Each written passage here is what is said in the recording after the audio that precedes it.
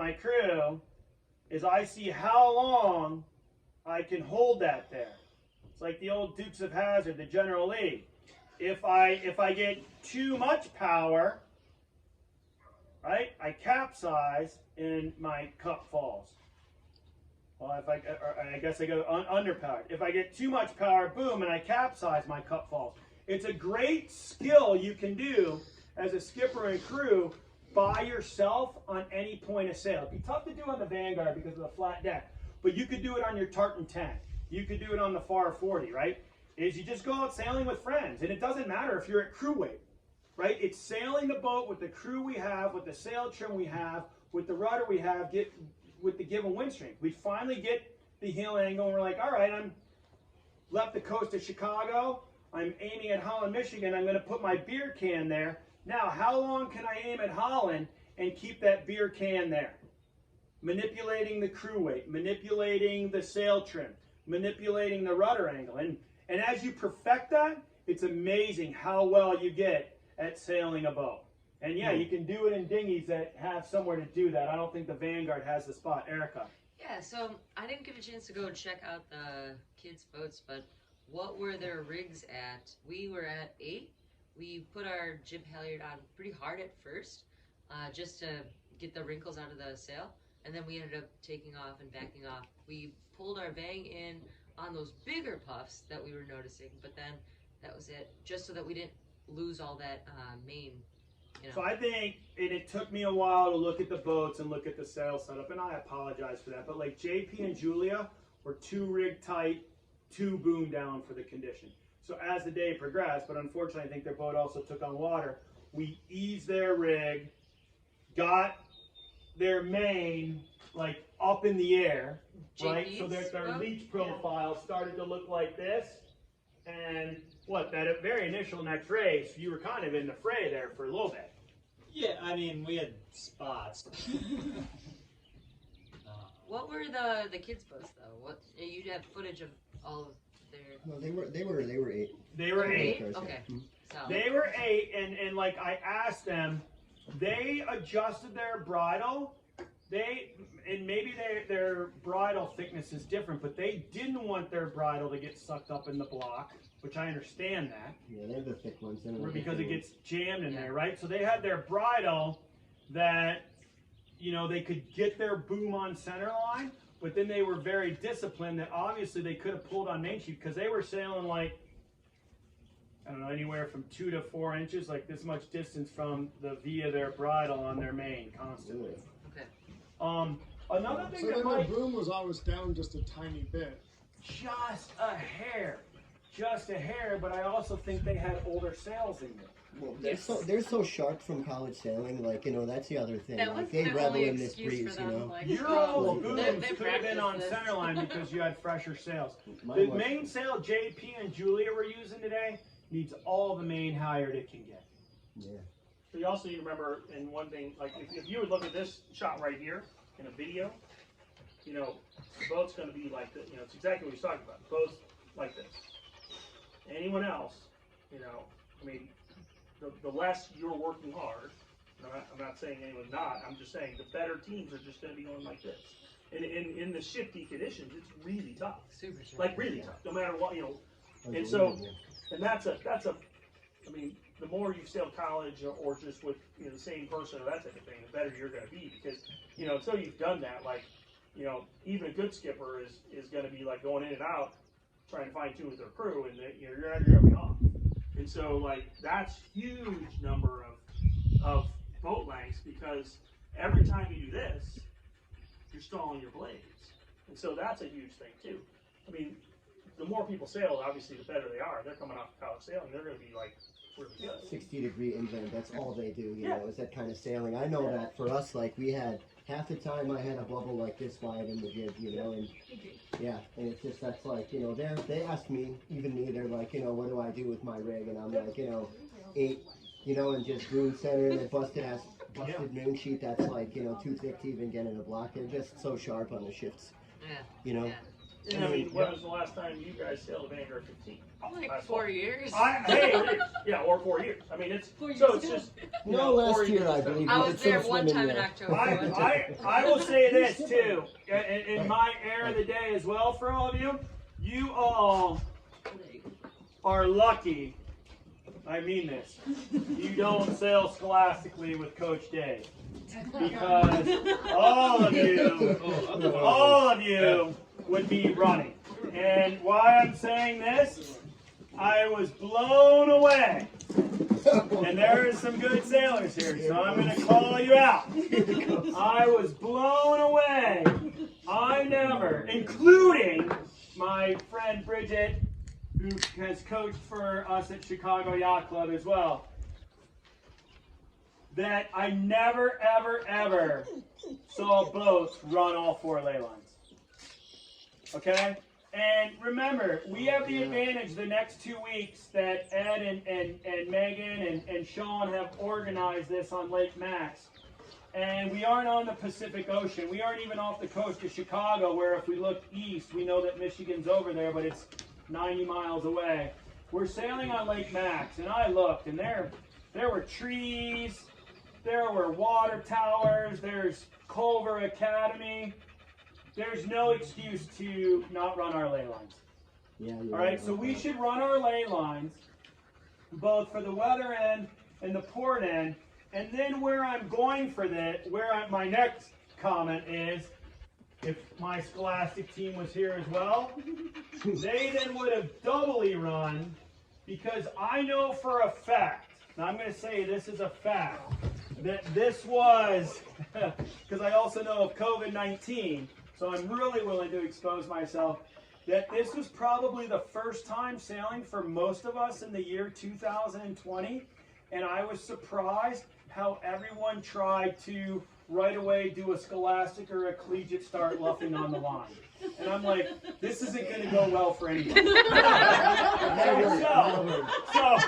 So my point being, knowing, because I'll tell you what else, I didn't see one boat do one stop-start. Nope. Right? So if we are going to luff on the line, then let's at least do a stop-start, right? Ed and I had, and with Finn, and I had Sarah with me, and we had a couple of Ed's kids. We had the yellow marks down. You had an opportunity for a little bit. We ran some practices to do a couple of stop-starts or acceleration drills. No one did one, and then no one ran any ley lines, and then we started racing, and everyone's like luffing their sails. I'm like, well, at least we got something fun to watch. Yeah, we recognized that pretty quickly. Well, I tried it once, and Wicked screwed it up, so like I was gun shy for the rest.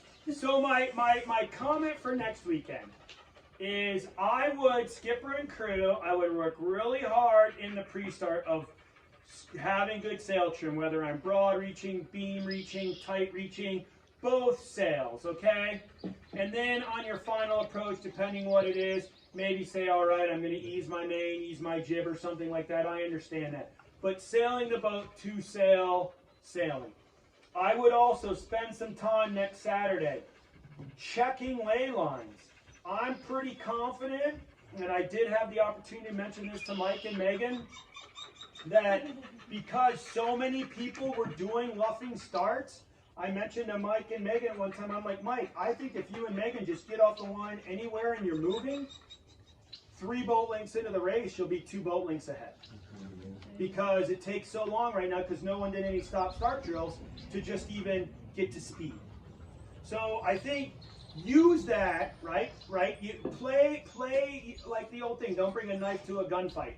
If you next week are making some observations, oh look, it looks like everyone's luffing on the start, I noticed no one do any stop-start drills, well then I'll back myself up because I ran my ley lines and I'm confident in my boat speed, and I'll 2 sail in because I know my timing, and 3 boat lengths into the race, I'm probably arguably 2 boat lengths ahead because everyone's just trying to get to speed. So you also understand what he's doing with this? You're creating a compass without a compass. Yeah, and what you're able to do here, and I guess you're looking at the land is what he's saying. Where he's saying, Running Right, the here, lane. here's water the towers, train, there's beaches. here's the and- tower, yeah. here's Yeah, the yeah, house, yeah. right? Yeah. You can use these is your as compass. tangents. Like, I will admit, Ed mentioned to me, Dave, we have to be conscientious of when we drop the marks. If you want to know what I felt was a responsibility, we have to be conscientious when we drop the yellow marks. The bottom isn't all the same. So I make sure anytime I move the yellow mark, if you all want to know what I did from my powerboat, because I wasn't anchored, if I moved the leeward end or the weather end, I then got outside here or over here and ran a tangent for you all. So that I knew, hey, if I come back, I got to be at the right end, right? Looking this way, Ed might know on that shoreline, there is one very single tree. Stands out, right? It was this one single tree over here that if I got out, and Ed was anchored here, so I only ran it back this way. That if I went back here and noticed that these two marks didn't line up with that single tree, that something had drifted for you all, or moved for you all. So we do it from a race committee coaching perspective, so you all should do it from a racing perspective. So you're saying, Cake, actually, in running your ley lines, and when you say run the ley line, like, go to the pin, jive, go down, or like or upwind, set up on them. Go Port, upwind, yeah. port starboard ley line on either side. Yeah. A couple times And then towards set the something end, on shore. people, Okay. as you could see as the day progressed, people got more confident in their sailing, and the starts became harder. So then what happened as the start became harder, the line started to get used more, right? And who started to come down the line more was people started to space out because, they're like, I don't want to be in that boat mess anymore. But had people then run their starboard ley line for the pin, they would have known earlier in the sequence, uh-oh, I'm no longer lined up with the triangle on shore, I got to jive out. Or I got to tack out and reline up. And that's what I'm saying is we have those physical structures, trees, houses, water towers, or the Culver Academy, to know those line sites. Can I just say Yep. kind of what our logic was with starting? Like, early on, we were the luffers. We'd figure out what we thought was the end of the line that we liked, and we'd luff there with Stroff or whatever. And the kids would come ripping in With speed. and I'm like, all right, like, this game isn't working. So we, throughout the day, stopped going for what we thought was the favored end, and would come, when the boat was favored and everyone was fighting for the boat, we'd come in on port and then just tack in as close to the boat as we could underneath everybody and have speed. And then later in the day, it seemed like the pin became more favored. And so then we were like, oh, that's getting too busy over there. So we just kind of moved ourselves down to the other end, but we'd still kind of come in as close to them with speed as possible, and then we had options to get away if we needed to. Also Does to anyone know accommodate- later in the Sorry, day so, why the just pin to became more accommodate- favored? Why is that? Because we started rotating left harder. Negative. So you moved it? Yes. And you all should have been. No one ran it, and I'm like, no one knows we're doing this. And I deliberately did it, and Finn didn't. The mark set bot was there. Ed didn't move. And the other, I'm like, I'm just going to drag the pin up and see what happens. I only knew because I We didn't watch it, noticed started that- watching the drone. You probably. noticed that it changed. I didn't know if it was a wind shift or a mark move because, right, you But- said, we had. Literally, I just dragged it up to see what would happen. Will people come back and check it again? Will people, it's like the old-fashioned thing. Will people go to the middle line and shoot and see which way their bow points, okay? There wasn't a lot of that, right? So let's spend a few minutes, like, talking about what are the things when we get out to a start, right? When we leave the beach, we need to make sure our boat's rigged properly. We need to know the base setting on the shroud. I think it sounds like today it might have been 8 versus 7. 8 being a little looser. We need to make sure our main halyards are tied in so we get our heads all the way up to the top of the mast so we know our bridle's the proper length, okay? Then, if we know our boat's rigged properly, we get out there. Then, if the course is set, we want to spend some time running some ley lines. I don't think on inland lake sailing on Lake Max it makes sense to do a big split, all right, because it's so shifty. Probably want to check our upwind settings with someone and say, hey, you want to sail upwind together for a little bit? It's really important in the one drill we did If you want to sail upwind with someone, the goal for both isn't to kill the person on your hip. Get your 2 or 3 boat length spacing. Make it productive. Okay? If you get your 2 or 3 boat length spacing and then both sail upwind, then you actually know if you're going all right. So like the drill we did. When you round the committee boat. Really quick. Yep. So there's pizza around the corner for everybody, but there's some rules with it. Don't be coughing on it. Don't be poking at it. There's some Purell. So before you dive in, just sanitize your hands. I like to taste each piece though. I know. That's me. I So usually. you go last. Well, Schellenbach is my taster to make sure it's not poisonous. So if anybody wants pizza, it's around the corner, away from people. And Hey, then y'all if grab anybody some needs for beer, you gotta fight Ed. And I'm happy to keep talking for a little bit because I want to talk about this drill. If this was the boat, one thing I want to talk about this drill is in a shifty condition, it's really hard to organize a rabbit start because the shift comes and then the rabbit gets a massive lift or a header. But the one thing about this upwind drill of simply rounding the boat, if you all yourselves, right, this is something for you all. If you all back here, I think my dots are pretty evenly spaced, discipline yourselves in your spacing, right? Here's my wind. And you round the boat and then you continue that, right? You want to be just beyond a beam reach. The beam reach, you want, in an ideal world, you want this 10 degrees. You're 10 degrees beyond a beam reach. And if you discipline yourself in that spacing, all right, and why you want to be 10 degrees is as those 1, 2, 3, 5 dots are here, all right, when we blow the whistle and you all harden up, boom, boom, boom, boom, boom. Why you want to be just beyond a beam reach is then the lured boat isn't bow forward. Does everyone understand the geometry? The lured boat, as this angle continues, if you're tent right, you'll all be bow even. The worst thing you do in a lineup is if you do it on a true beam reach, you harden up, the lured boat then is right there, just bow forward, and it messes the whole lineup. And if you are disciplined back here in this lineup here going in, then you can have a nice upwind, boom, tack on the whistle in a shifty place. You don't have to worry about the rabbit start. That's the intention of that drill. Couple comments I have for crews. Crews, I would get comfortable in the Vanguard 15 standing up, going downwind and facing backwards. And the other thing, crews, we do need to do a better job of tending the weather jib sheet, both in the pre-start and upwind. We're having too many, I don't think we all have mast pads or whatever. We're having too many jib sheet fouls. But it's early on in the season too, so I get that. For real. Yeah, the inland link.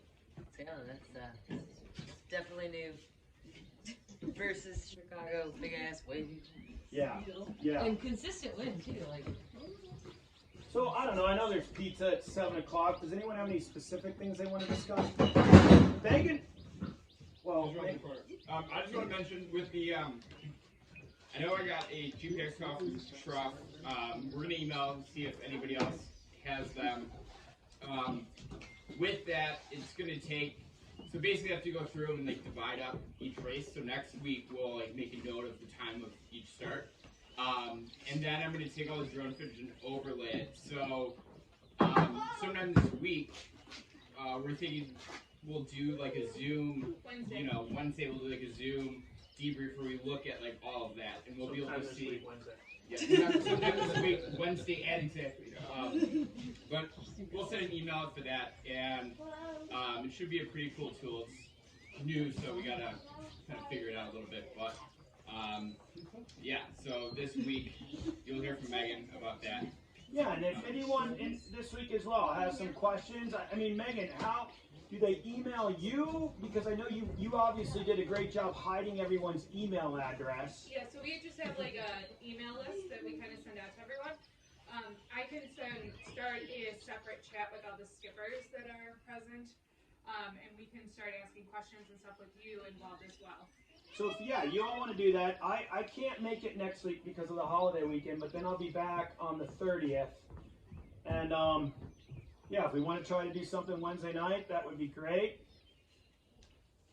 This was really cool. I mean, to have 7 boats out there today was absolutely amazing.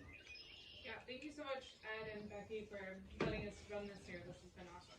So there's a lot. I mean, there's 7 boats is a great start, really, because there's going to be more coming. But you have enough to really make things happen. The starts are important. Everything's important. So, and that's great.